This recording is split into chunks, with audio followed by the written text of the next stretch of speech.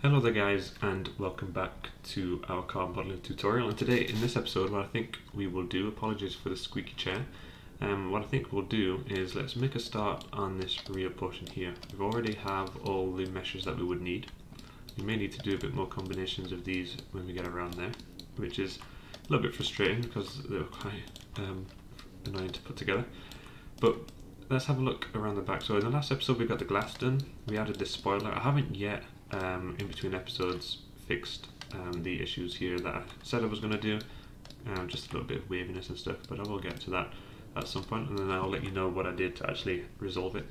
What we're going to do then today is we are going to think about maybe what we could do is maybe the exhaust tips. I'm just having a look. We could do the exhaust tips. We have a little bit of honeycomb mesh that runs around here, and then we could maybe start framing out the rest of the honeycomb mesh up top, and then we won't really need to worry about too much more honeycomb around this back region apart from the top. So maybe what we'll do is we'll do that first. So let's maybe think about this exhaust, and we've already got the tip cut out. We did that quite a while ago, and that's looking quite nice in terms of what we have there. So let's maybe go and create a polygon primitive, and let's go for a pipe, and let's bring this over here to the back. So we've got a lot of details in this actually. Obviously we've got valves inside here for this exhaust so that we could open them and close them, all that good stuff. So let's maybe think about how we can integrate all that in, because it would be nice to make it nice and detailed. So let's go rotate this around and go 90 degrees. We will be smoothing this, so we're not too fussed about what we have, but we have 1, 2, 3, 4, 5, 6, 7, 8.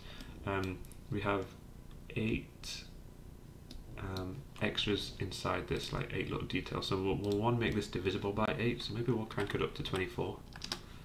And that should hopefully give us enough to think about.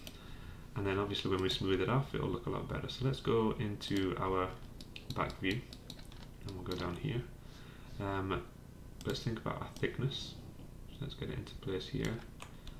And let's go inside and let's think about our radius. So we'll maybe take the thickness down. I'm going to go 0.01, so it's nice and thin. And then for the actual radius, let's go 0.6, 0.4, maybe a little bit more, 0.45.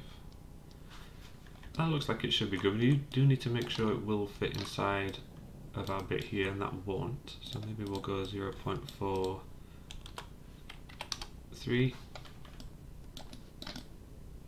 Still no good. 0.41. Maybe we'll just go 0.4 then. Yeah, so that should go inside there, leaving us a little bit of space either side. Okay, so that should be fine. What we'll do as well is we do need to squish this down. I'm happy, I think, maybe the thickness a little bit more, so maybe 0.02. Yeah, a little bit more thickness to that.